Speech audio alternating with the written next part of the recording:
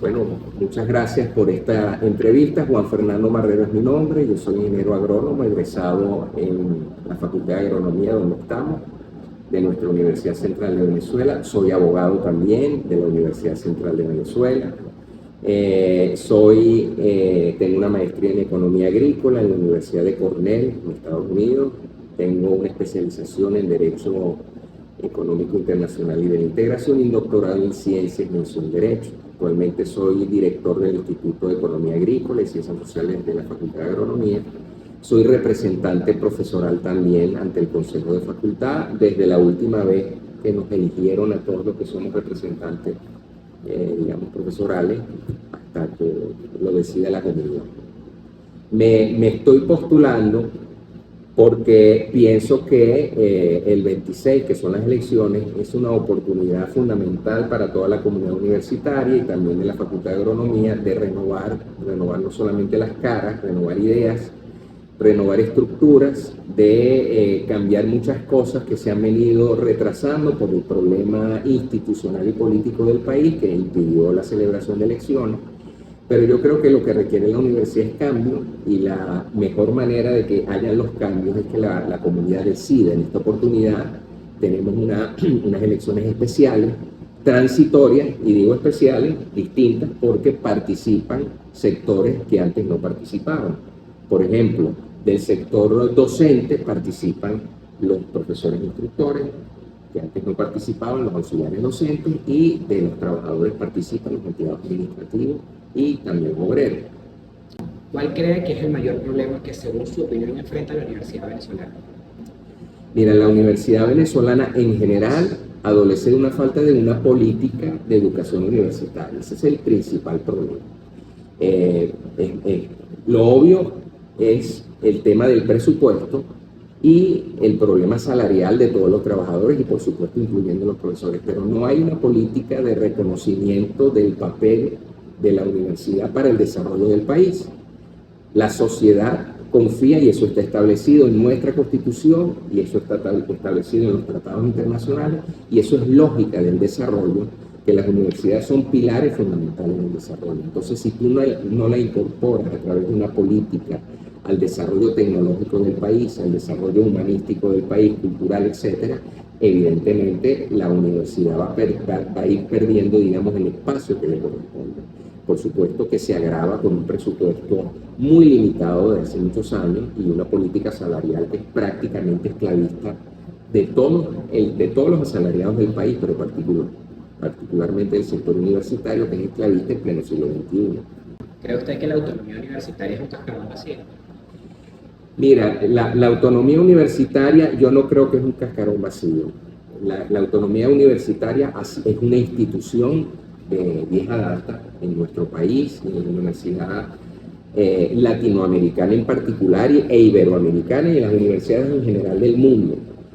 El término cascarón vacío no aplica, es una víctima, la institución es una víctima, digamos, de ese desconocimiento al papel que juega la autonomía para que exista una libertad de cátedra, de enseñanza financiera, de políticas en general organizativas, que permite a la universidad, con sus propios universitarios, pues realizar todo su proyecto organizativo de enseñanza, de investigación, de extensión, de docencia, servicio comunitario, etcétera, sin injerencia de la política externa circunstancial del momento, respetando las libertades y los derechos humanos. Entonces, lo que hay es que luchar para rescatar y darle fuerza a la autonomía, pero de ninguna manera es un cascarón vacío, creo yo, sino que sencillamente es una institución que está golpeada, muy golpeada.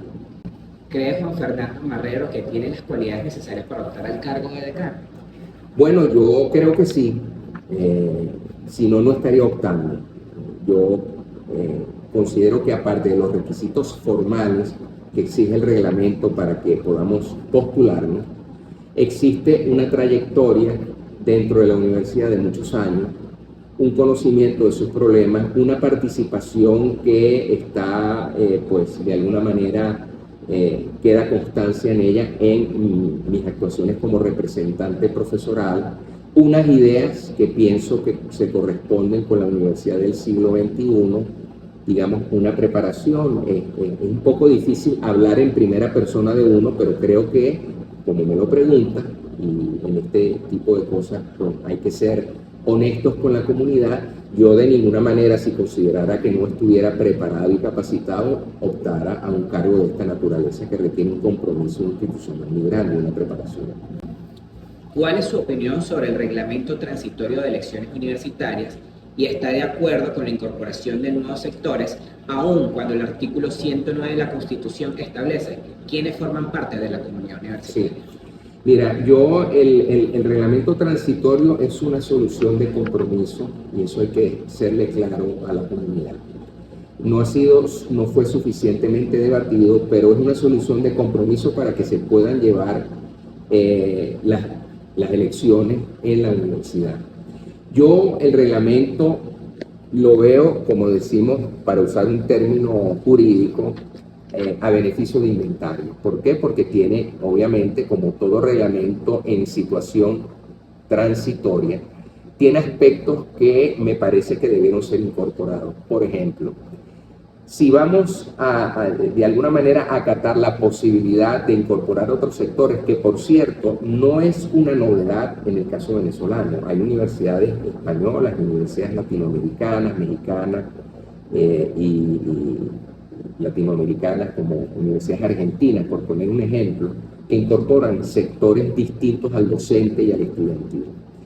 Ahora, quedaron fuera, por ejemplo, así como incorporó a muchos sectores que no votaban, quedaron fuera el sector de los profesores jubilados. Algunos alegan que es que los profesores jubilados para elecciones decanales nunca han votado, pero es que muchos sectores que hoy votan tampoco votaban. Entonces, si la idea es integrar sectores precisamente para tratar de, entre todos, buscar una forma de manifestar una expresión política universitaria, eligiendo autoridades, eligiendo representantes profesorales, los profesores jubilados, que siempre han jugado un papel fundamental, no pueden quedar por fuera, particularmente en un momento donde la estructura universitaria, que no debería ser, está conformada mayoritariamente por profesores jubilados. Muchas cátedras, debido a esta crisis institucional que padecemos por falta de una política universitaria, han tenido que vivir o sobrevivir con profesores jubilados porque no hay profesores activos, renuncian, etc. Eso solamente por ponerte un ejemplo.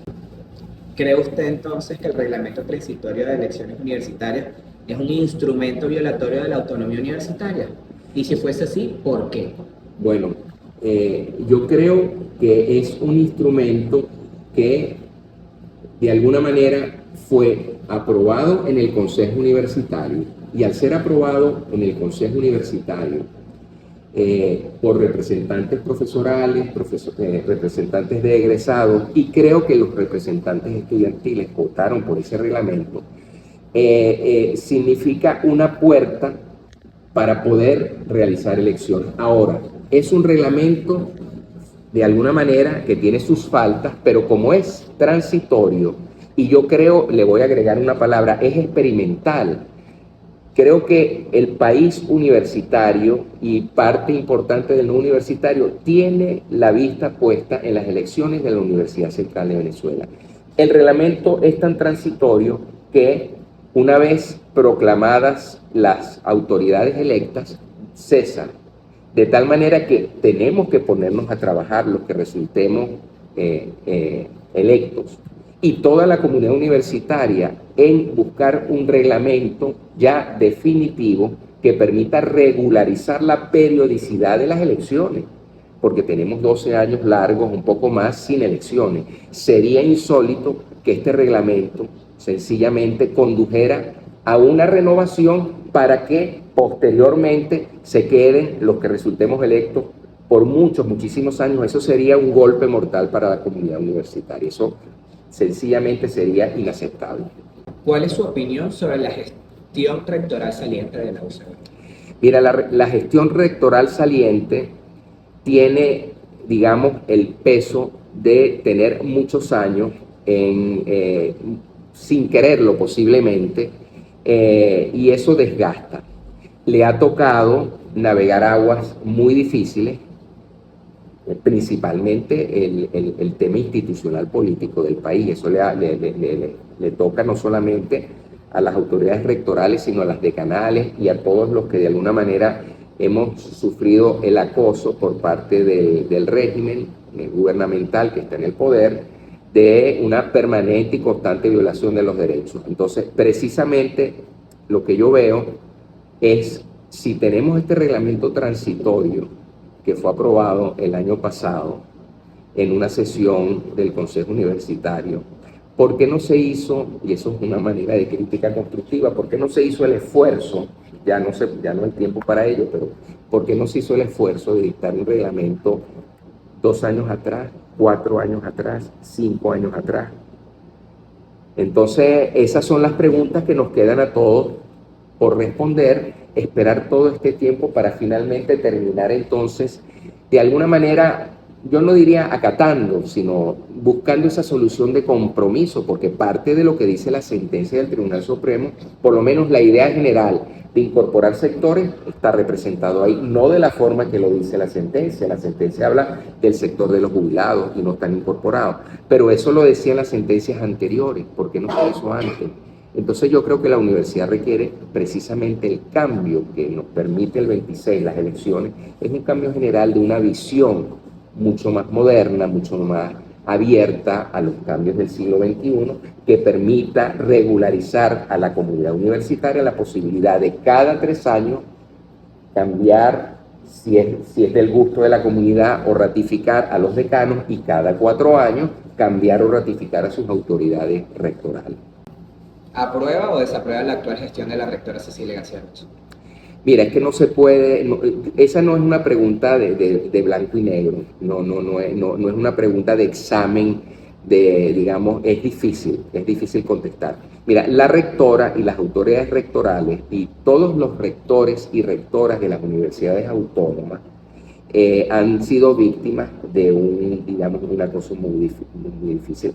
Poner en balance, digamos, acciones concretas sin tomar en cuenta el tema institucional es complicado. ¿Por qué? Porque el tema institucional político sencillamente ha arrasado prácticamente la normalidad de la vida universitaria. ¿Y por qué la ha arrasado? Bueno, entre otras razones, porque ha impedido que la comunidad decida mucho antes lo que la comunidad quiere. Entonces, el examen que hay que hacerle a los decanos salientes y a las autoridades rectorales lo va a dar la comunidad el 26. ¿Quiere continuidad? Entonces la comunidad en cada facultad lo va a decidir. No quiere continuidad, que yo creo que es lo que siento y percibo a lo largo y ancho de todas las facultades, y en mi facultad, que es la Facultad de Agronomía, yo creo que quiere un cambio, no quiere una continuidad. Necesitamos todos un cambio necesario, renovación, transformación y cambio. ¿Cuál es su diagnóstico de la Facultad de Agronomía actualmente luego de 15 años sin elecciones decanales? ¿Y cuál crees que sean los desafíos que enfrenta la facultad? Mira, empiezo por lo último. Los desafíos son enormes. Yo creo que la Facultad de Agronomía está en una situación muy complicada, como están la mayoría de las facultades, pero la Facultad de Agronomía tiene una particularidad. Es una facultad que está en un campus de más de 120, 130 hectáreas, que además tiene escritas 6 estaciones experimentales y una estación biológica. Varias de sus estaciones experimentales tienen 5 o 10 veces más el tamaño del propio campus principal de Maracay. Entonces, no tener un presupuesto adecuado y un salario justo para los profesores, para los trabajadores y para los obreros y para todo el sector que labora, ha sido un lastre muy grande. ¿Por qué? Porque ha impedido desarrollar proyectos, ha impedido desarrollar las estaciones experimentales, etcétera, etcétera. ¿Cuáles son los desafíos? Yo soy muy claro en las visitas que he hecho a los institutos y cuando hablo. El margen exterior, el margen externo es muy pequeño.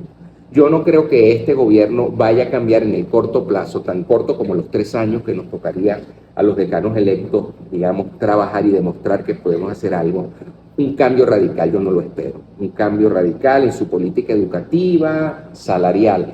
¿Cuál es el margen que tenemos y el desafío? El margen organizacional interno y el margen de poder organizar, coordinar alianzas. Primero, organizar a lo interno, lo administrativo, lo personal, la docencia y la investigación y extensión con una política. En el caso de la Facultad de Agronomía, no hay como tal una política de innovación tecnológica y de investigación acorde con el siglo XXI. Eso hay que hacerlo. Yo estoy pregonando la idea de una facultad altamente tecnológica mediante clústeres de investigación que permita desarrollar en una red, tejer una red, una malla completa de los 9 institutos, que cada uno en los 9 institutos de los que elaboramos, profesores, investigadores, auxiliares, trabajadores, conozca lo que hace el otro instituto, permitamos reforzar las alianzas internas, construir y mejorar la oferta tecnológica, venderla al mundo exterior y luego construir y reconstruir alianzas estratégicas con el mundo externo, privado y con el sector público no hostil a la universidad, que también hay posibilidades, ¿no?, de construir alianzas con municipios, con gobernaciones, etcétera, siempre y cuando no implique, obviamente, entregar los principios universitarios, por supuesto. Mencione 3 de sus propuestas que considere se deben aplicar luego de ganar el decanato, de forma urgente. Bueno, de forma urgente, yo considero el primer punto que yo trato en las reuniones, pocas porque no está abierta la campaña en este momento, pero cuando se abra, es el tema salarial. Un decano no puede venir a aumentar el salario de nadie, eso sería populismo del más insostenible, pues un argumento insostenible, pero sí es posible hacer una revisión de la llamada incompatibilidad que tenemos los profesores universitarios a dedicación exclusiva y a tiempo completo con los derechos laborales, y no solamente de los profesores, sino de todos los trabajadores. Eso inclusive lo trata la Cuarta Convención Colectiva Única en la cláusula 44, y lo trata muy someramente, pero de manera muy restringida, lo trata el reglamento del personal docente y de investigación. Entonces, una propuesta concreta, yo lo haría y lo llevaría una vez consultado con el consejo que corresponde, con voz y voto ante un consejo universitario, que para eso estamos los decanos, de resultar electo en mi caso, llevar una propuesta concreta de reformular, de reglamentar los derechos compatibles con la dedicación exclusiva, de tal manera que podamos los profesores de manera un poco más abierta y flexible percibir ingresos por asesorías, consultorías, productos, derechos de autor, derechos de innovación, producción, etc. Esa es una propuesta concreta. La otra, en el caso de la Facultad de Agronomía, yo hablo de una política de innovación tecnológica y de innovación en investigación. La coordinación de investigación ha quedado reducida, entre otras razones, por falta de presupuesto, pero a veces también por falta de ideas, y eso es algo que no nos puede expropiar nadie, porque el gobierno nos negará, los gobiernos nos negarán los recursos, pero mientras tengamos la intencionalidad y el buen pensamiento y la formación para utilizarlo, podemos utilizar las ideas para promover una política de innovación tecnológica que permite establecer lo que yo he llamado, creo que lo dije anteriormente, los nodos o clústeres de innovación tecnológica en cada uno de los 9 institutos de la facultad. La investigación debe ser el eje a partir del cual se actualiza la docencia y, por supuesto, la extensión, que son 3 pilares fundamentales de la universidad. Y tercero, tengo varias, pero como son 3, yo me permitiría sugerir, y lo voy a proponer concretamente, que debemos innovar con instituciones, inclusive desde el punto de vista institucional. ¿Por qué? Porque los consejos de facultad, y en el caso concreto de la Facultad de Agronomía, han llegado a un punto donde son incapaces de resolver los problemas. Todo lo delegan en comisiones que son incapaces de resolver los problemas. Voy a poner un caso concreto, si me permites un minuto nada más. Quizás un poco delicado, hemos tratado de echar una mano, como se dice en buen criollo, para resolver el problema, pero tenemos 2 facultades hermanas en un mismo campo, Ciencias Veterinarias y Agronomía. La Facultad de Ciencias Veterinarias tiene un rebaño bovino importante de más de 20 vacas y tiene un rebaño caprino que pasta se viene a pastar porque no tienen alimento en veterinaria a los campos de agronomía, dejando rastros, bueno, un poco inaceptables de la bosta, etcétera, etcétera, comiendo ensayos porque ha pasado. La solución, ¿cuál ha sido? Agronomía nombra una comisión, veterinaria nombra una comisión. Hubo un derecho de palabra y todavía al sol de hoy eso no se ha resuelto. Una propuesta concreta es, por ejemplo, una institución que no tiene la universidad, que tienen universidades como la Autónoma de México, la de Barcelona, la de Madrid, instancias de resolución de conflictos, el llamado defensor universitario, si le quieres dar el nombre técnico, el llamado ombudsman universitario, que son instancias informales, pero incorporadas a la estructura de la universidad, donde los involucrados en un problema, con un mediador legitimado por las partes, resuelven los problemas. Descargar un poco el día a día a los consejos universitarios para que se encarguen verdaderamente de los grandes problemas. Ahí hay 3 propuestas concretas. ¿Cómo define la universidad en 3 palabras? Bueno, la universidad es luz, que es conocimiento. La universidad es democracia, que es libertad. Y la universidad es integración social entre sus miembros, es decir, comunidad. Mencione 3 defectos de la UCB. De la UCB, no de la universidad. Bueno, la universidad para uno a estas alturas es como una madre, el alma mater. Entonces hablar mal de la mamá, pero como es una institución también y procuramos llegar para mejorarla. Mira, la universidad tiene, uno de los defectos de la universidad es la lentitud en hacer los cambios necesarios. Nosotros como profesores enseñamos a los estudiantes a estar actualizados y a la vanguardia de los cambios tecnológicos y sociales, pero al interno somos lentos y todavía vivimos de un prestigio ganado en el siglo XIX y que lo arrastramos pero que no lo utilizamos para hacer los cambios. Entonces yo creo que ese es uno de los defectos. Un segundo defecto es que muchas veces en lugar de apoyarnos, parece que en algunos grupos o en algunos sectores se ve mal el mérito académico de otros. Y el mérito académico de otros, al menos en el sector estudiantil, en el profesoral, es fundamental. Este es un barco, yo la universidad la veo como un barco donde debemos todos los que la trabajamos, profesores incluidos por supuesto, trabajadores, auxiliares, etcétera, debemos llevar a puerto seguro a quién, a los estudiantes. La razón de ser de una universidad son sus estudiantes, para que esto no se nos convierta con este nuevo reglamento donde se incorporan distintos sectores en una especie de ministerio, que a veces lo es, o en una especie de alcaldía, pequeña o grande, politizada, absolutamente politizada, es que todos tengamos como norte la esencia de la universidad. La esencia de la universidad son sus estudiantes, llevarlos a puerto seguro, es decir, llevarlos a obtener un título al más alto nivel de excelencia.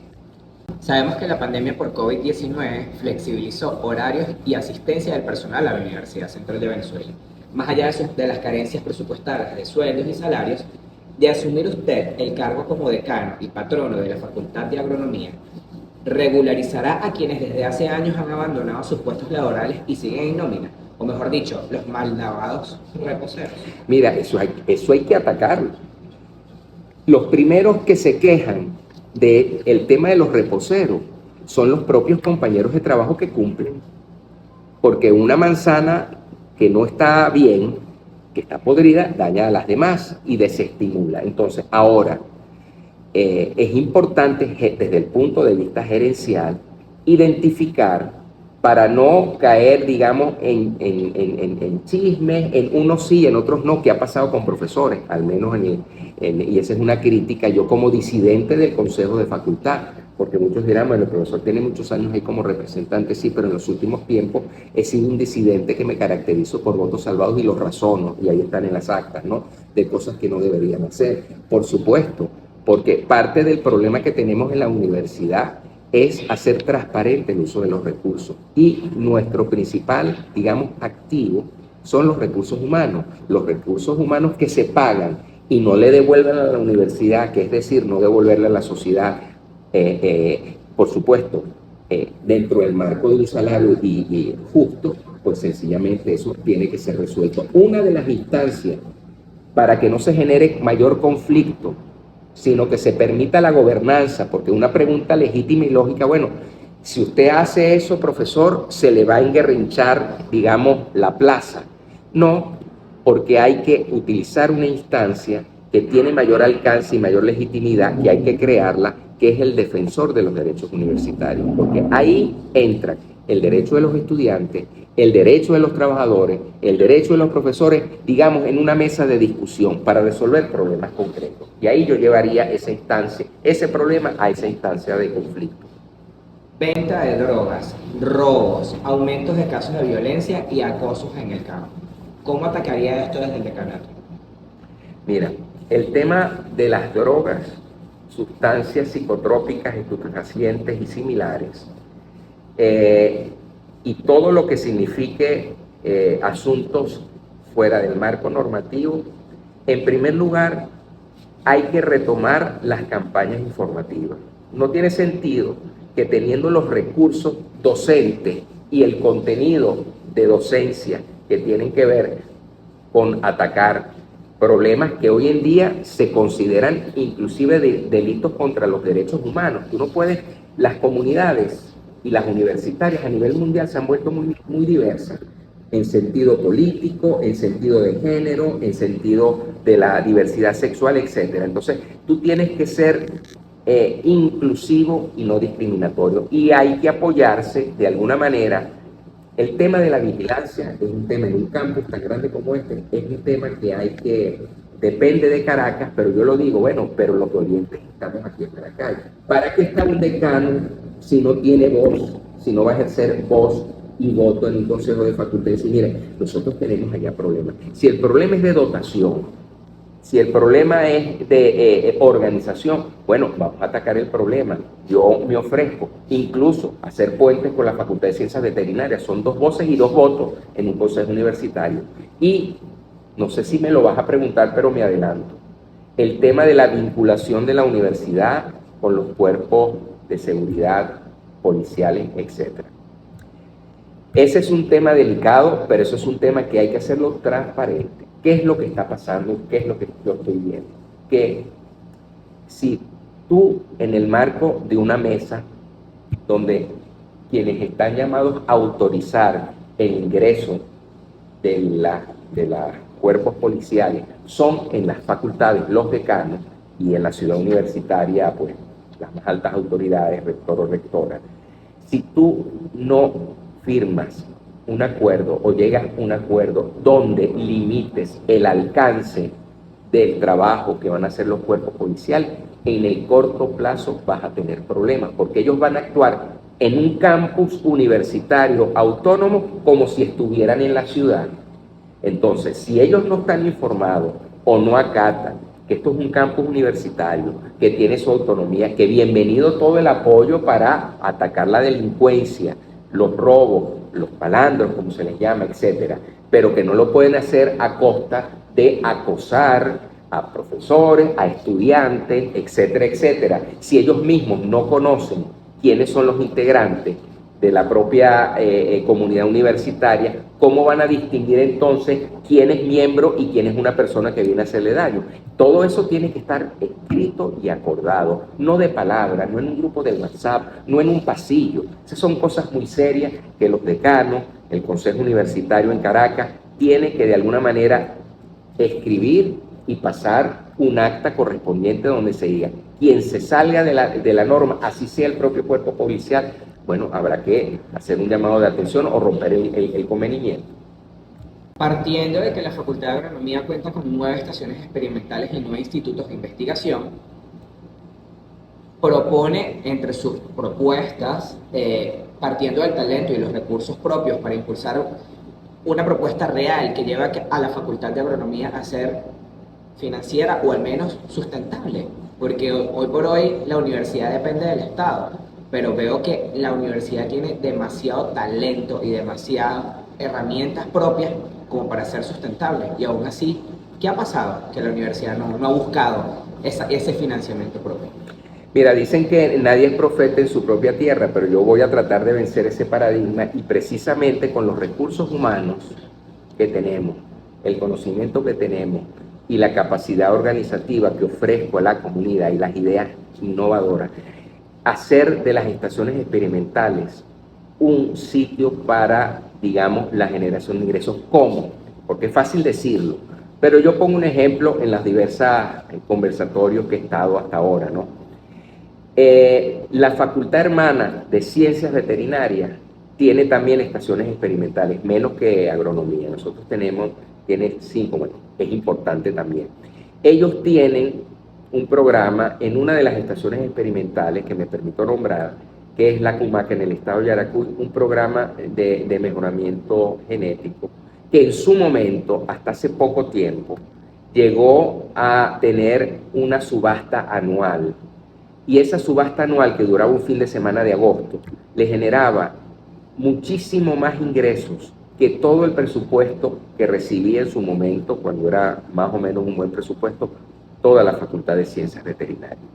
Replicar como modelo, integrar y potenciar equipos de trabajo para replicar. Yo estoy tutoreando, si me permites, una tesis de maestría que tiene que ver precisamente con una propuesta de planificación estratégica con visión de agronegocio para la estación La Cumaca. ¿Por qué para La Cumaca? Porque, bueno, la estudiante es de ciencias veterinarias, pues está vinculada a la Facultad de Ciencias Veterinarias, pero esa idea se puede replicar perfectamente, pudiera replicarse en la estación San Nicolás, que por cierto hay que resolver un problema de inversión que tiene todavía. Pero yo digo lo siguiente: el fuerte de una universidad, el fuerte nuestro como Facultad de Agronomía y todas las universidades en ciencias del agro, tiene su especialización.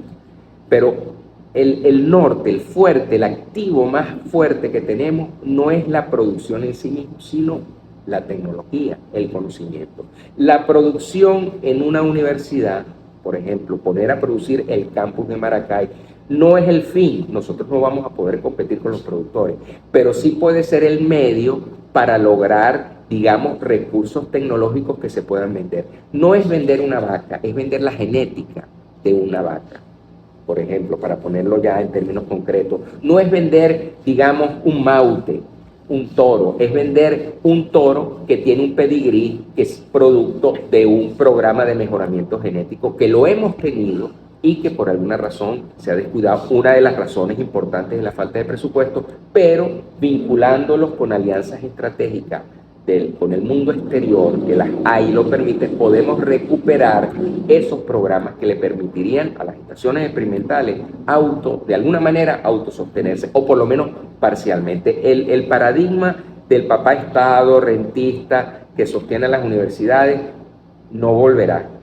Y aunque volviera, tampoco sería capaz de financiar el costo de lo que vale la investigación. Las universidades de primera línea en el mundo, Estados Unidos, Unión Europea, Japón, etcétera, no el presupuesto, las que reciben presupuesto porque son estatales del Estado, no viven del presupuesto estatal solamente, y las privadas no viven de la matrícula que le cobran a los estudiantes, viven de los programas, proyectos, donaciones de benefactores que hay en el mundo y en el propio país, que no donan gratuitamente, donan para que se produzcan soluciones tecnológicas a los problemas sociales.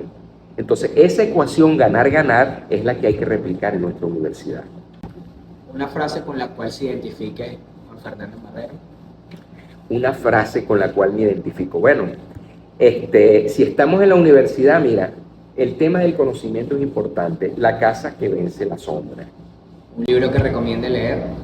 Mira, si me permites, el área mía, yo soy profesor de Derecho Agrario, y después de más de 30 años de yo haber leído, o 35 también, de haber leído como joven en el bachillerato, un poquito más, el libro lo retomé ya como adulto, como profesor, y es un libro donde recoge toda la problemática agraria y rural de la Venezuela gomecista de los años 20, del siglo 1920 y algo del siglo pasado, del siglo XX, que las estamos viendo hoy en día, y las soluciones.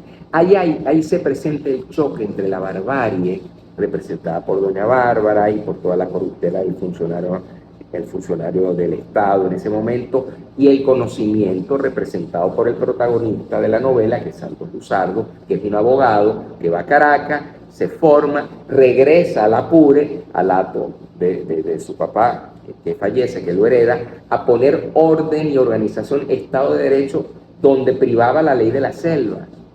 Y entonces, ese libro, para mí, hay muchos en el mundo internacionales, como creo que todo profesor universitario me gusta mucho la lectura, pero para el país actualmente es el libro que para mí, para el curso, representa lo que debemos hacer, es decir, vencer la sombra con conocimiento.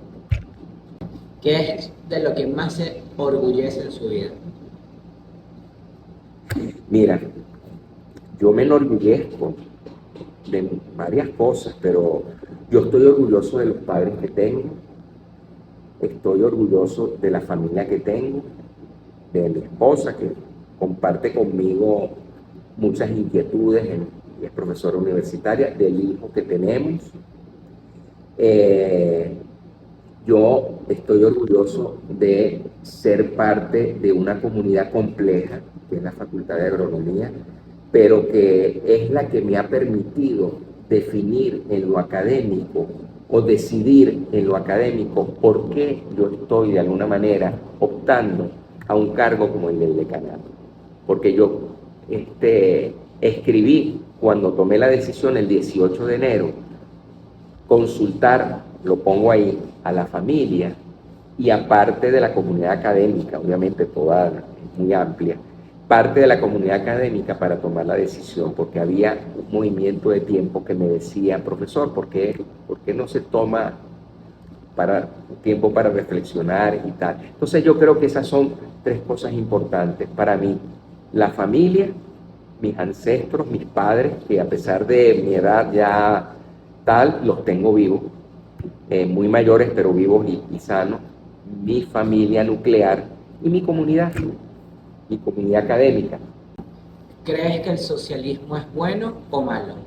No, el socialismo, mira, el socialismo científico aplicado con el criterio del marxismo-leninismo es malo, es un fracaso y hay evidencia científica. Ahora, lo puedes matizar con la socialdemocracia, pero eso no es socialismo en el sentido que le quieren dar al socialismo del siglo XXI, nada, eso es disfrazar una doctrina que pudo haber en su momento, cuando se aplicó, había esperanza. A mí nunca fui un socialista de ninguna manera, y yo pienso que es una ideología que debería sencillamente estudiarse solamente para conocer lo que no hay que aplicar en un país. ¿Cuál es su lugar favorito de la UCB y por qué? Mira, tú sabes que yo nací en Caracas, pero yo soy un maracayero adoptado. Y yo me muevo, mi corazón se mueve entre Caracas, que es mi ciudad donde yo estudié el bachillerato, y a partir de ahí vine para acá a estudiar agronomía, después me fui para allá otra vez a estudiar Derecho.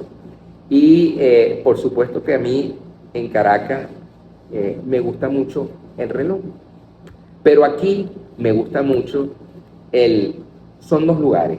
La fuente, nosotros tenemos esa fuente que está ahí, que bueno, producto de estas obras de refacción que están haciendo, pues se ha recuperado, y me gusta mucho irme a caminar y a veces hacer ciclismo por el área del campo, lo que llamamos aquí el campo experimental, porque es una manera de recordar que en medio de una ciudad como Maracay, que ya es una ciudad urbana totalmente, caramba, nuestra esencia como Facultad de Agronomía es el campo, y nos lo recuerda ese campus nuestro que tenemos aquí tan bonito, pues.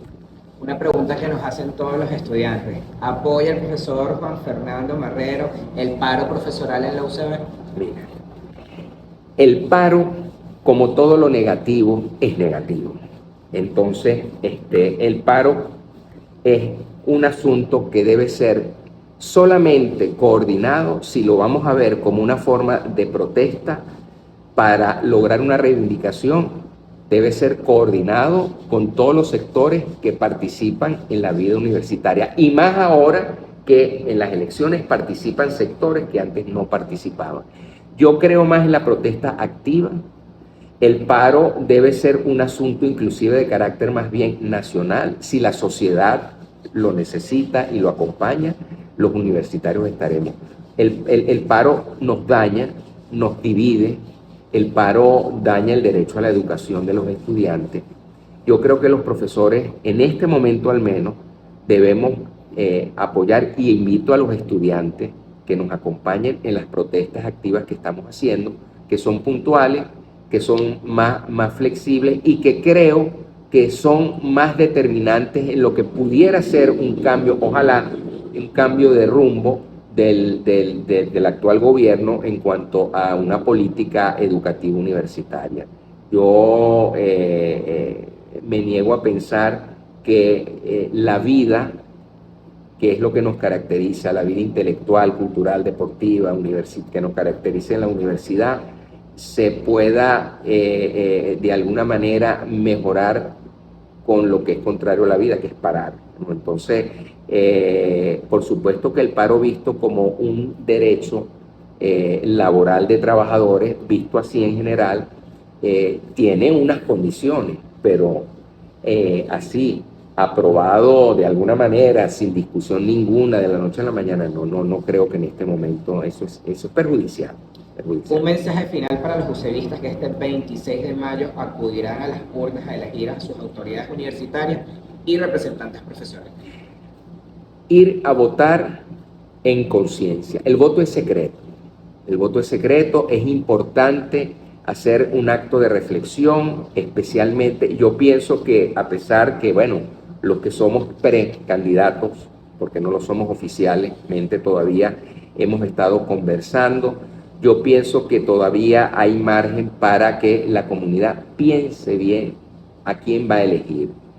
Debe ser un voto consciente, debe ser un voto participativo. Entiendo que hay molestias en algunos sectores por no ser incluidos, pero yo creo que una de las razones precisamente para participar es no haciéndonos daño a un proceso que nos va a permitir renovar, sino precisamente participando. Y aunque no pueda ese sector de los jubilados votar, en el caso de los decanos, porque pueden hacerlo para autoridades rectorales, pueden de alguna manera generar un debate para que en el otro, porque no nos olvidemos, este es un reglamento transitorio que tiene fecha de caducidad, y la fecha de caducidad está explícita en el propio reglamento una vez sean proclamadas las autoridades. Luchar y generar un debate para que el próximo reglamento sea estudiado, sea consensuado y sea verdaderamente autonómico, y no limitado a una solución de compromiso con factores externos, sino una solución de compromiso con los factores autonómicos que hacemos vida en la universidad.